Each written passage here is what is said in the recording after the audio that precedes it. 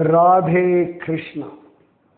जय बोलो सीता रामचंद्र भगवान की जय।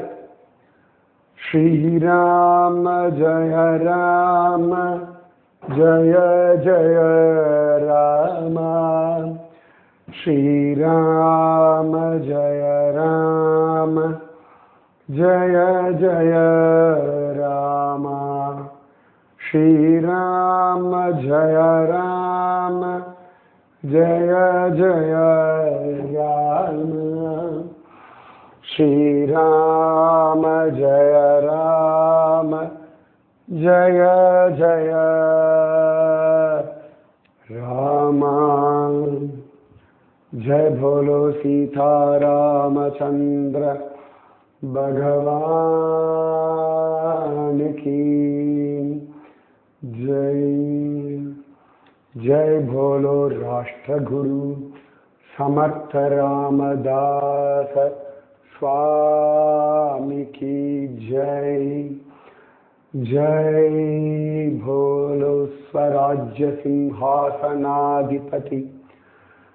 छत्रपति शिवाजी महाराज राजे की जय। குரு ரொம்ப அற்புதமான ஒரு தரம். கடலுக்குள்ளே இருக்கக்கூடிய ஒளிஞ்சின்றிருக்கக்கூடிய எரிமலை போலே அபாரமான சக்தி படைச்சவர். ஏன் கடலுக்குள்ள இருக்கக்கூடிய எரிமலை அப்படின்னு சொல்றேன்னா வெளியே தெரியாது. இந்த அண்டார்டிகால ஐஸ் எல்லாம் பார்த்து வச்சுக்கோங்களேன், அதோட மேல அப்படி தெரியும் ஐஸ் மலை, ஐஸ் பர்க்ஸ் எல்லாம் தெரியும். வெளியில பார்க்கறது கால் பங்கு கூட இருக்காது, கீழே பார்த்தா அவ்வளவு பெருசா இருக்கும். இந்த முள்ளங்கி, கேரட் இதெல்லாம் பூமியில இருந்தானே விளையும். பூமிக்குள்ள அது விளைஞ்ச பிறகு இந்த மண்ணை தாண்டி அப்படி கொஞ்சம் எட்டி பார்க்கும். இந்த முள்ளங்கி, கேரட் இதெல்லாம் வெளியிலே பார்த்தா இவ்வளவுதானா அப்படின்னு தோணும். ஆனால் பிடுங்கினோம்னா தான் உள்ளுக்குள்ள அது எவ்வளவு நீளமா இருக்குன்னு தெரியும். எவரெஸ்ட் கூட நம்ம பார்த்து விடலாம், ஆகாசத்துல பறக்கும் பொழுது பார்த்து விடலாம். எவரெஸ்ட் விட ஹைட்டா ஃப்ளை பண்ண முடியும். ஒரு ஜட்ஜ் பண்ணிடலாம். குரு அது கடலுக்குள்ளே இருக்கக்கூடிய எரிமலை போலே அப்படின்னு நான் சொல்றேன். சாதாரணமா அந்த ஜியாலஜிஸ்ட் எல்லாம் சொல்லுவாங்க, நம்ம வெளியில பார்க்கக்கூடிய மலைகள்ல உயர்ந்தது எவரெஸ்ட் மலை சிகரம். ஆனா கடலுக்குள்ளே இருக்கக்கூடிய மலைகள் எவரெஸ்டை விட உயர்ந்தது. நம்ம அது உள்ள போய் பார்க்காததுனாலே நமக்கு தெரியவில்லை, கண்ணுக்கு புலப்படாததுனாலே புரியறது இல்லை. நான் எப்பொழுதுமே சொல்றேன், குரு என்னும் அஸ்திவாரம். ஒரு 100 மாடி கட்டடம் வா அப்படின்னு பிரமிச்சு போய் பார்க்கறோம்னா எனக்கு எப்பவுமே பிரமிப்பா இருக்கும். இந்த 100 மாடி கட்டிடத்தை தாங்கும் அஸ்திவாரம் எத்தனை பலமா இருக்கும். ஏன்னா அந்த 100 மாடியினுடைய அந்த கன்ஸ்ட்ரக்ஷன், 100 மாடியில் இருக்கக்கூடிய ஜனங்கள், இது எல்லாம் தாங்கிறது the base. So powerful, right? சூரியன் போலே குரு. உலகம் முழுக்க ஒரே ஒரு லைட். பா, என்ன பியூட்டிஃபுல் டிசைன், ரைட்? அசாத்தியம். அந்த மாதிரி ஒளி தரும் ஒரு பிரம்மாண்டம் சத்குரு நாடன். அதுலேயும் சமர்த்த ராமதாசர் நிஜமாவே ராஜகுரு, ராஷ்டிரகுரு, எப்படி வேணாலும் சொல்லலாம். ராஜ்குரு நம்ம மகாராஷ்டிரா போனோம்னா அவளுக்குலாம் அவ்வளோ பெருமை. சமர்த்த ராமதாசர் அப்படின்ற ஒரு பெருமை அவளுக்கு நிறைய உண்டு. அது அவசியம், ரொம்ப அவசியம். ஒரு தாஸ் போத், மனாச்சே ஸ்லோகா எல்லாம் மராட்டி தெரிஞ்சவாளுக்கு ஒரு பெரிய வரப்பிரசாதம். எப்படி தமிழ் தெரிஞ்சவாளுக்கு திவ்ய பிரபந்தம், நாயன்மார்களுடைய பன்னிரு திருமுறைகள்லாம் ஒரு வரப்பிரசாதமும், எப்படி சம்ஸ்கிருதம் தெரிஞ்சவாளுக்கு ராமாயணம், பாகவதம், மகாபாரதம் இதெல்லாம் வரப்பிரசாதமும், ஹிந்தி தெரிஞ்சவாளுக்கெல்லாம் ஹனுமான் சாலிசா, ராம்சரித மானஸ்லாம் எப்படி ஒரு வரப்பிரசாதமோ அந்த மாதிரி மனாச்சே ஸ்லோகா, தாஸ் போத் இதெல்லாம் மராட்டிக்காரர்களுக்கு ஒரு பெரிய வரப்பிரசாதம். அபங்கம் எல்லாம் சொல்ல முடியாது. துக்காராம் மகாராஜருடைய அபங்கம், நாம்தேவ் அபங், நம்ம ஞானேஸ்வரருடைய ஞானேஸ்வரி, ஏகநாதருடைய ஏகநாதி பாகவதம், அதெல்லாம் அவ்வளோ பெரிய விஷயம். அந்த மாதிரி சமர்த்த ராமதாசர் ஒரு பெரிய பொக்கிஷம். நம்மளுடைய சனாதன தர்மத்தில், பாரத தேசத்தில் இந்த மாதிரி பொக்கிஷங்கள் கொட்டி கிடக்கு. அது எடுத்து அனுபவிச்சுட்டு இருந்தா வைரம் வைடூரியம் என்ன வேணா சொல்லணும். இவர்களுக்கு முன்னாடி அதெல்லாம் ஒன்றும் கிடையாது. தன்னை வெளிக்காட்டிக் கொள்ளாத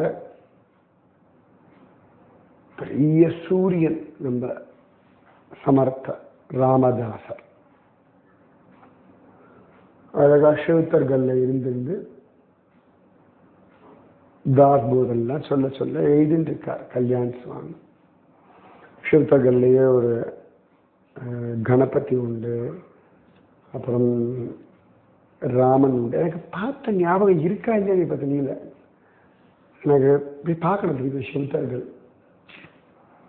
அவ்வளவு சுகமா இருக்கும் அந்த சிவத்தர்கள்லாம் பார்க்கறதுக்கு, அத்தனை விசேஷமா இருக்கும். பிரார்த்தனை பண்ணிக்கோங்க. சிவத்தர்கள்லாம் கூட்டமே கிடையாது, அபாடான இருக்கலாம்.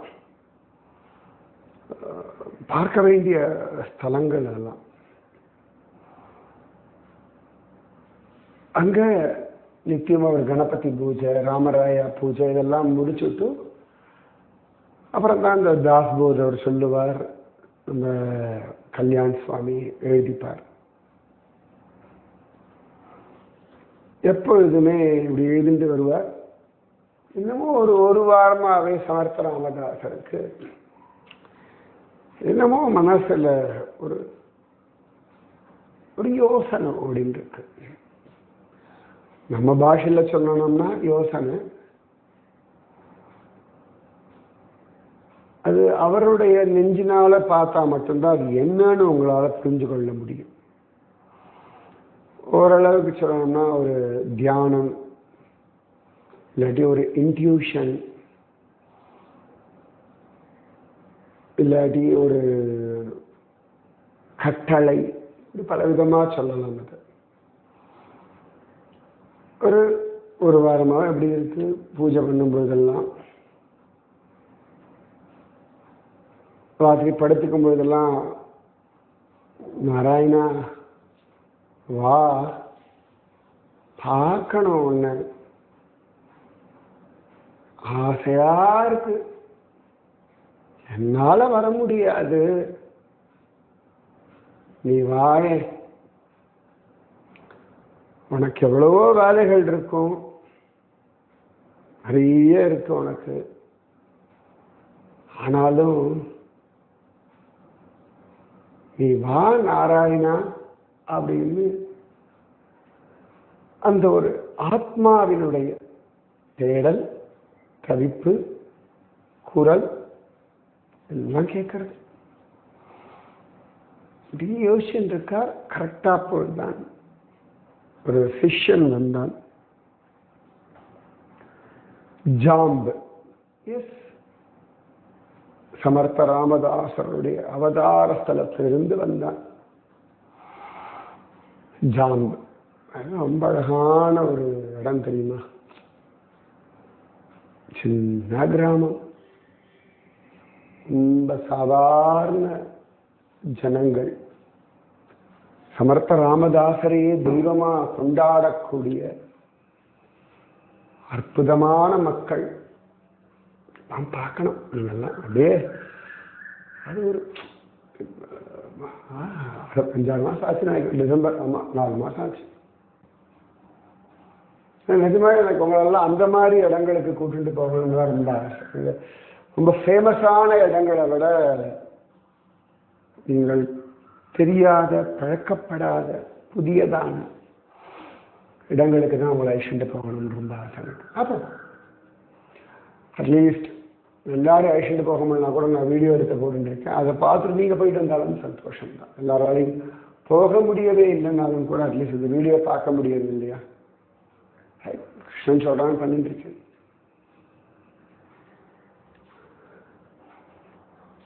அம்மாவுக்கு ரொம்ப உடம்பு முடியல அப்படின்ற தகவலோட தான் சிஷ்யன் சமர்த்த ராமதாசர் கல்யாண சுவாமி கிட்ட சொல்றார், நான் அம்மாவை பார்க்க கிளம்புறேன் அப்படின்னு. உடனே கிளம்பியாச்சு. வேகமா எங்கேயும் ரெஸ்டே எடுக்கல. பூனேயோட அந்த பக்கத்தில் இருக்கு ஜாம்பு, அவுரங்காபாத். பூனேலிருந்து நீங்க பஸ்ஸோ கார்லயோ போனாலே 5-6 மணி நேரம் டிராவல் இருக்கு ஜாம்புக்கு. புனேல அவுரங்காபாத், அப்புறம் அவுரங்காபாத்லேருந்து ஒரு 1.5 மணி நேரம் தள்ளி போனது. எனிவே அப்ப நடந்து போயிருந்தா சமர்த்த ராமதாசரோ வேகமா நினைப்பார். உண்டு, ரொம்ப லட்சியவாதி, டிஸ்ட்ராக்டட் மைண்டு கிடையாது. என்ன நினைக்கிறாரோ அதை கடன் பண்ணிடுவார். அது நான் பார்த்துருக்கேன் நிறைய மகாத்மாக்கள் இடத்துல. அப்படி ஒரு பிடிவாதம் அவளுக்கு உண்டு. ஒரு ஒரு விஷயம் முடிவு பண்ணிட்டாங்கன்னா அது அதுல ரொம்ப தீவிரம் உண்டு. நம்மளால கற்பனை கூட பண்ணி பார்க்க முடியாது. அது எப்படி இவ்வளவு தீவிரமா இருக்க முடியுமா? அவ்வளவு ஞாபக சக்தி இருக்கும் அவளுக்கு. அப்படி ஃபாலோ பண்ணுவாள். நீங்க ஒரு தடவை ஒரு விஷயத்த குருக்கெல்லாம் சொல்லியாச்சுன்னா அதே இருக்கும் அவர் மைண்ட்ல. அது உங்களுக்கு பண்ணி இல்லாட்டி உங்களுக்கு அந்த விஷயத்த சொல்லி கொடுக்குற வரைக்கும் அப்படியே உள்ள அது வளர்ந்த ஆலமரமாவே ஆயிடும். ரொம்ப அழகா இருக்கும். அது பிரமிப்பா இருக்கும். நடந்து நடந்து நடந்து ஜாம்புக்கு வந்துட்டார் சமர்த்த ராமதாசர். வந்தாச்சு. கல்யாண சுவாமி வரல. இவருக்கு வேகமா நடக்கணும். சில இடங்கள்ல எல்லாம் தனியா தான் போவார். சில இடங்கள் எல்லா இடத்துல எல்லாரையும் கூட்டிலாம் போக மாட்டார். அது கல்யாண சுவாமியாவே இருந்தாலும் சரி. அப்ப வந்தாச்சு வந்தாச்சு வீட்டுக்குள்ள வரார். வீட்டுக்குள்ள வந்து அந்த வாசப்படிக்கிட்ட நிற்கிறார். இப்போ ஒரு கட்டில்ல அவரோட அம்மா படுத்துன்னு இருக்கா, ராணுபாய். வயசாயிடுத்து, எலும்பும் தோலுமா ஆயிட்டா, உடம்பெல்லாம் சுருங்கி போயிடுத்து. ரொம்ப கம்பீரியமா இருப்பா. அப்படி ஓடி ஓடி உழைச்சிருக்கா இந்த குடும்பத்துக்காக. அவ்வளவு வேலைகள் பண்ணியிருக்கா. இன்னைக்கு தேமேன்னு ஒரு கட்டில்ல நாடி நரம்பெல்லாம் அப்படியே இருக்கு. ஒரு ஆசையில பிடிச்சிருக்கா. போகிறதுக்கு முன்னாடி தன்னுடைய நாரோபாவை பார்க்கணும்னு ஆசை. அது நியாயம்தானே. ஆதிசங்கரருடைய அம்மா ஆரியாம்பாள் எனக்கு இன்னைக்கும் காலடி போகும்பொழுதெல்லாம் இந்த ஆரியாம்பாளை தகனம் பண்ண இடம்னு ஒரு இடம் இருக்கு. ஒரு கோவில் தானே இருக்கு. இது ஒரு ஸ்தம்பம் உண்டு. விளக்கெல்லாம் ஏற்றுவாள். அந்த வயசான காலத்துல அவள் சங்கரகிட்ட கேட்டது இவ்வளவுதான், குழந்தை உசுறு போகும்போது உன்னை பார்க்கணுண்டா, நீ கூப்பிடுமா வந்துடுவேம்மான்னு சொல்லிட்டு தான் போனார் சங்கரர். ஆதிகுரு சங்கரர் அம்மா கூப்பிடும்பொழுது வந்து நின்னார். ரொம்ப கடினமான கடோரமான தபஸ்வி சங்கரர், பெரியவர். ஆனா அம்மா முன்னாடி என்னைக்குமே குழந்தை தான். அது குரு பார்க்கறதுக்கு பயங்கர கடினமா இருக்கும். ஹிருதயம் இருக்கு பாருங்க, இளநீர் போல. இந்த தேங்காய் வெளியில அவ்வளவு ஹார்டா இருக்கும், ஆனா உள்ளுக்குள்ள அவ்வளவு இனிமையான ருச்சியான நமக்கு பலம் தரக்கூடிய ஒரு இளநீர். அந்த மாதிரி குருவினுடைய ஹிருதயம். அது எப்பொழுதுமே உங்களுக்கு இளநீராகவே இருக்கட்டும். உங்க ஆசீர்வாதம் பண்றேன். அது கொதிக்கும்படியா பண்ணிடப்படாது. நம்முடைய வார்த்தைகள்னாலே, செயல்கள்னாலே, ஆட்டிடியூட்னாலே கொதிச்சா நாரதர் நலக்கூபுரம் மணிகிரீவனுக்கு மரமாப்பம் போடாங்கிட்டாங்க. நிறைய இன்சிடென்ட்ஸ் உண்டு. மகாத்மாக்கள் கூடுமான வரைக்கும் யாருக்கும் எந்த விதமான ஒரு கோபமான வார்த்தைகளோ சாபமோ கொடுக்க மாட்டார். ரொம்ப பொறுமையா இருப்பா. நான் பார்த்திருக்கேன் குருஜி அம்மா விஷயத்துல. ரொம்ப பொறுமைனா அவர்களை போல பொறுமைலாம் நமக்கெல்லாம் வரவே வராது. நான் வந்தா நல்லது. அந்த பொறுமை எல்லாம் மீறப்படாது. எல்லாம் மீறியாச்சுன்னா அது கொதிக்கிற எண்ணெய் தான். உங்களுக்கு குருவினுடைய அனுபவம் இளநீராகவே இருக்கட்டும். வேற ஒண்ணுமே இல்லை. நீங்க பி ஹியூமன், அவ்வளவுதான். குரு உங்களுக்கு எதிர்பார்க்கறது மனிதர்களாக இருந்தா, மனிதர்கள்லாம் தவறுகள் உண்டு, குற்றங்கள் உண்டு, குறைகள் உண்டு. ஆனால் திருத்திக்கணும். அதை வாதாடக்கூடாது, அதுக்கு ஒரு நியாயம் கற்பிக்க கூடாது. இதெல்லாம் தான் பிரச்சனை. சாதாரணமாக ஒரு தப்பு பண்ணிக்கணும், சாதாரண நியாயம் இருக்கும், புரிஞ்சுக்கும் அப்படின்னு புரிஞ்சுக்கணும். Don't argue or don't justify. அப்ப வந்துட்டார், ஓரத்தில் நிற்கிறார். உள்ள நுழையல, அந்த வாசப்படியில் நின்று பார்த்துட்டு இருக்கார் அம்மாவை. அதுக்குள்ள ராணுபாய் சொல்றா, மூத்த மாட்டு பொண்ணு உண்டு இல்லையா, சிரேஷ்டர், அவருடைய மனைவி, என் நாரோபா வந்திருக்கானா பாரு அப்படின்ற. அது அவளுடைய உள் உணர்வு அவளுக்கு சொல்றது தெரியும். நிஜமாவே அந்த ஆத்மார்த்தமான அன்புக்கு அந்த உள்ளுணர்வு ரொம்ப கிளீனா சொல்லும். பல சந்தர்ப்பங்கள்ல நமக்கு அந்த உள்ளுணர்வு ரொம்ப தெளிவா இருக்கு. ஆசைப்படும் பொழுது அந்த உள்ளுணர்வினுடைய குரல் கேட்கறது இல்லை. உங்க உள்ளுணர்வு மாதிரி உங்களுக்கு நல்லது சொல்றதுக்கும், உங்களை திட்டுறதுக்கும், உங்களை கைட் பண்றதுக்கும் இனி உலகத்துல வேற யாரும் கிடையாது. உள் உணர்வு, உங்க உள்ளுக்குள்ள இருக்கக்கூடிய சூப்பர் பவர், சூப்பர் கைடன்ஸ். உங்க உள்ளுணர்வை நீங்கள் உணர்ந்து ஜெயிப்பதற்காகத்தான் குரு அவ்வளவு முயற்சிகள் பண்றார். வெளியிலிருந்து அவ்வளோ இன்ஃப்ளூயன்ஸ் வருது இல்லையா, வெளியிலிருந்து ஒரு ஆக்கிரமிப்போ இல்லாட்டி வெளியிலிருந்து ஒரு நிபந்தனையோ உங்களுக்கு வரக்கூடாது.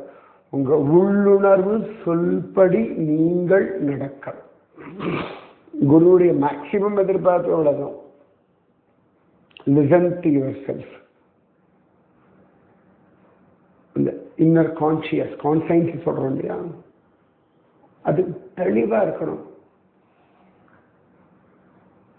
ஒரு சிம்பிள் பாத்ரூம் வர்றது போகணும் அப்படின்றது உங்க உள்ளுணர்வு சொல்றது தானே, வெளியிலேருந்து யாரும் சொல்றது இல்லை. ரைட்? ரொம்ப கிளியரா சொல்லணும்.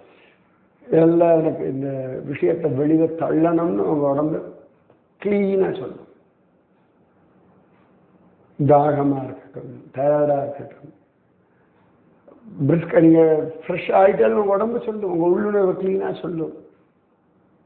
ரொம்ப அழகா இருக்கும். இந்த உள்ளுணர்வு அவளுக்கு நெறிஞ்செடுத்து தன் ஆரோபா வந்திருக்கான் அப்படின்னு இந்த கேட்டவன சமர்த்தராமதாசர் கண்கள்ல கண்ணு நேர அம்மா பக்கத்துல போய் நின்று கையை பிடிச்சுக்கிறார். அப்ப அம்மா, நாரோபா வந்துட்டியா?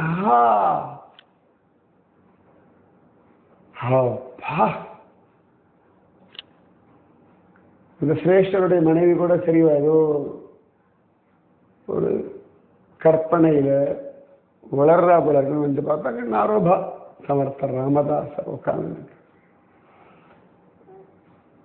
அவருடைய அண்ணா மனைவியை பார்த்து கையை கூப்பிடுறார். அவளை கையை கூப்பினா கண்கள்ல கண்ணீர் வழிகிறது, தொடச்சுக்கிறார். பசங்களும் வந்துட்டா சித்தப்பா அப்படின்னு பார்க்கறதுக்கு. ஜெகத்குரு தான், ராஷ்டிர குரு தான், பெரிய பக்தி சாம்ராஜ்யத்தை ஸ்தாபிதம் பண்றவர் தான். 1300 1400 மடங்கள் உடையவர் தான். எல்லா ஊர்லேயும் சிஷ்யர்கள் கொண்டவர்கள் தான். ஆனாலும் சாதாரண நாரோபாவா உட்கார்ந்து இருக்கார் ஜாம்புல. ராமராயாவோட சொல்ல பிள்ளை தான், ஆஞ்சநேய ஸ்வரூபம் தான். அம்மா கையை பிடிச்சுக்கிறார். அம்மா அப்படியே தடவி பார்த்து அப்படியே அந்த முழுக்கு இருக்கும் இல்லையா, அவருக்கு மண்டையில் அடிபட்டு நெத்தியில கொஞ்சம் ஒரு புடச்சிருந்தா மாதிரி இருக்கும் இல்லையா, நீ எல்லா புடலும் பார்க்கலாம். சமர்த்தராமதாசரை வரைவா எல்லாரும் நெத்தியில ஒரு புடச்சு இருக்க மாதிரியே வரைவா. அவருக்கு அடிபட்டது இல்லை. அந்த நதியில குதிக்கும் பொழுது கல்லில் அடிபட்டு வீங்கியது இல்லை. அது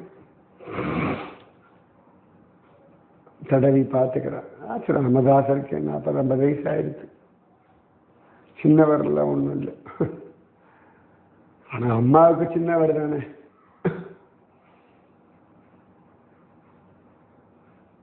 அம்மா இப்படி பார்க்கிறா. சொல்லு நாரோபா அப்படின்றா. கொஞ்சம் ஒரு சன்னமான குரல்ல தான் பேசலாம். சொல்லு நாரோபா, ரொம்ப சந்தோஷமா இருக்கு குழந்தை. எனக்கு உன்னை பத்தி ஒரு கவலை எப்பயுமே உண்டு. நீ ரொம்ப குறும்புத்தனம் பண்றிய, சொல் பேச்சு கேட்க மாட்டேங்கிறியன்னு சொல்லிட்டு நான் யார்கிட்ட சொல்ல முடியும்? ராமராயா கிட்ட தான் சொல்லிட்டே இருப்பேன். ராமராயா ரொம்ப நல்லவன், உன்னை எப்படி மாத்திட்டான் பாரு. 12 வயசுல நீ போனாய் பாரா. ஆனா நிஜமாவே ராமராயா ரொம்ப பெரியவன். என்ன பிரார்த்தனை அவன் சரியா கிருபை பண்ணிட்டான். ரொம்ப அழகான வார்த்தை அந்த அம்மா சொல்றா. நீங்க பாட்டு பிரார்த்தனை பண்ணணும். உங்களை வேண்டியது பகவான்கிட்ட உரிமையோட கேளுங்க. அதற்கு உங்களுக்கு தகுதி இருக்கா இல்லையா அதெல்லாம் விட்டுடுங்க. ஜஸ்ட் ஆஸ்க், கேளுங்க. சரியா? நீங்க பாடு கேளுங்க. அது பேராசையா, எனக்கு அந்த அருகதை இருக்கா, தகுதி இருக்கா, நீங்க பாடு கேளுங்களே. கோபிகள்லாம் அப்படிதானே காத்தியாயனி விரதம் இருந்தா கண்ணனே பத்தியா வேணும்னு கேட்டா. கண்ணனே ராசம் ஆடினானா இல்லையா? கோபிகளை விடுங்க, குப்ஜை கண்ணன் அவள் முதுக சரி பண்ணிடுறான். அவன் சந்தனம் தடவுறா. உடனே கண்ணா வீட்டுக்கு இழுத்துட்டு போறா. கண்ணன் அப்புறமா வரேன்டா. அதுக்கப்புறம் குப்ஜையோட பிரார்த்தனைக்காகவே குப்ஜையோட வீட்டில் போய் கண்ணன் இருந்தான் அப்படின்னு காண கிடைக்கிறது. மதுரால பாகவதத்தில் இருக்கு. அவளுக்கு தன்னையே கொடுத்தான் கண்ணன் அப்படின்னு காண கிடைக்கும். ஸோ உங்க தகுதி, அருகதை, பக்தி, நாம ஜபம் இதெல்லாம் விட்டுருங்க. மீன்ஸ் அதெல்லாம் பெருசா எடுத்துக்காதுங்க. கண்ணன் கிட்ட கேளுங்க. கேட்கிற உரிமை உங்களுக்கு உண்டு, கொடுக்கிற அருகதையும் கடமையும் அவனுக்கு உண்டு. அது எப்படி கொடுக்கணும், எப்ப கொடுக்கணும், எந்த விதத்துல கொடுக்கணும் அவனுக்கு தெரியும். So be ready. அம்மாவும் பிள்ளையும் பேசுறா. அப்ப அவர் சிரிக்கிறார். அம்மா நீதானே அக்ஷதை போடுறது எல்லாரும் பார்க்கணும்னா. ஆமாண்டா பயல, அக்ஷதையெல்லாம் போடுறோம், ஓடி போயிட்டேடா. ஏமா நீ தானேம்மா அக்ஷதை போடுறத பார்க்கணும்னு சொன்னாய். குறும்புடா, உன்னோட ஃப்ரேஸை சொல்லுவான். நீ அப்படி ஆயாச்சு, என்னமோ மட்டம் எல்லாம் வச்சிருக்காய், நிறைய பேர் உன் சிஷ்யா எல்லாம் சொல்லு. ஆனா பாரு, இன்னைக்கு நீ பேசுறது என்னோட அதே பழைய நாரோபாதான்டா. சமர்த்த ராமதாசர் அம்மா கையை தூக்கி தன் தலைமையில வச்சுட்டு, இன்னைக்குமே உன் நாரோபாதாம்மா. அது நிஜமாவே அந்த அன்பு இருக்கு பாருங்க. மகாத்மாக்களுடைய அன்பெல்லாம், அந்த மொமெண்ட்ஸ் எல்லாம் பார்க்கறதே பாக்கியம். அவளுடைய அன்பு, அவளுடைய அந்த சிரிப்பு, அவளுடைய அந்த அக்கறை, அவளுடைய அந்த உரிமை, அவளுடைய அந்த குழந்தைத்தனம். பெரிய ஞானிகள், பட் சோ சிம்பிள். அவ்வளவு தூரம் சாதாரணமான ஒரு மனிதர் போல. சிரேஷ்டர் ரொம்ப சந்தோஷம் ஆச்சு. ஒரு 4-5 நாள் அம்மா சத்கதி அடைஞ்சுட்டார். இந்த பிள்ளைய கொடுக்கறதுக்காக பூமிக்கு வந்தா, இந்த பிள்ளைய கொடுத்தா, அந்த பிள்ளைய வளர்த்தாள். அந்த பிள்ளையுடைய சந்நிதியிலேயே உசிரகுத்துட்டார். இவர் உட்கார்ந்து ஸ்ரீராம ஜெயராம ஜெய ஜெயராமன் ஜபிச்சுட்டு இருந்தார். அண்ணாவோட சேர்ந்து அம்மாவுக்கு என்னெல்லாம் கர்மாக்கள் உண்டோ எல்லாம் பண்ற. சங்கரர் சன்னியாசியா இருந்தாலும் அம்மாவுக்கு அந்திம காரியம் எல்லாம் பண்ணார் இல்லையா. இன்னைக்கும் மத்வ சன்னியாசிகள்லாம் அம்மா வந்தா நமஸ்காரம் எல்லாம் பண்ணுவா. அது தர்மம்.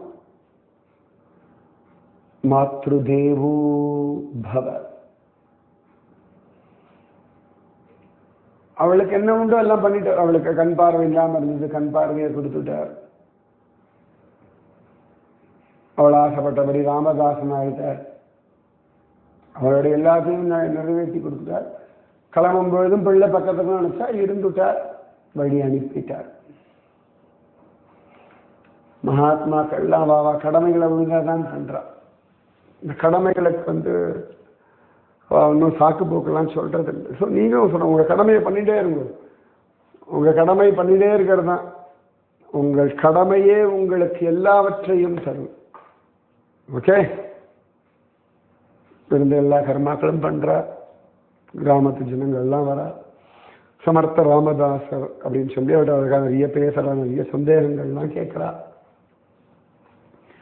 எல்லாத்துக்கும் பதில் சொல்றா. அந்த ஊர்ல கிரிட்டிசைஸ் பண்றவங்க ஆள் இருப்பா, அதுக்கெல்லாம் நல்லா கொடுக்கல ராமதாசர்.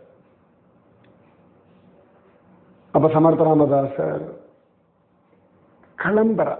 ரொம்ப அப்படியே அம்மா போன துக்கம் எல்லாம் சிரேஷ்டருக்கு தெரியவே இல்லை. ஏன்னா சமர்த்த ராமதாசர் இருந்ததுனால அந்த ஃபேமிலியில யாருக்கும் இந்த மரணம் ஒரு பெரிய பாதிப்பை ஏற்படுத்தல. ஏன்னா அது எல்லாத்தையும் தாங்கக்கூடிய ஒரு ஷாக் அப்சர்வர் மாதிரி சமர்த்த ராமதாசர். எஸ், குரு உங்களோட அப்படி தாங்கிக்கிறார். துக்கத்தையும் பயத்தையும் பயங்கரங்களையும் விதியையும் கர்ம பலன்களையும் தாங்கிறார். சொல்லிதான் புரிய வைக்க முடியாது. புரிஞ்சுதா சந்தோஷம். சமர்த்த ராமதாசர் கர்மெல்லாம் முடிச்சுட்டு சிரேஷ்டர்கிட்ட உத்தரவு வாங்கிட்டு கிளம்புறார். இப்ப சிரேஷ்டர் இருக்கி ஆலிங்கனம் பண்ணிக்கிறார். நரோபா திரும்பி எப்படா பார்ப்போம். ஏன்னா அவருக்கு ஒரு எண்ணம் வந்துடுது. இவ்வளவு நாள் ராமதாசருக்கு இங்க இருந்த ஒரு ஒட்டு அம்மாவால இப்ப அம்மா கிளம்பியாச்சு, இனி வருவானா வரவே மாட்டானா, திரும்ப தான் பார்ப்போமா பார்க்கவே மாட்டோமா, தோணத்தானே செஞ்சு. நாளைக்கு சொல்றேன். ராதே கிருஷ்ணா. ஸ்ரீராம ஜய ராம ஜய ஜய ராம, ஸ்ரீராம ஜய ராம ஜய ஜய ராம, ஸ்ரீராம ஜய ராம ஜய ஜய ராம, ஸ்ரீராம ஜய ராம ஜய ஜய ராம.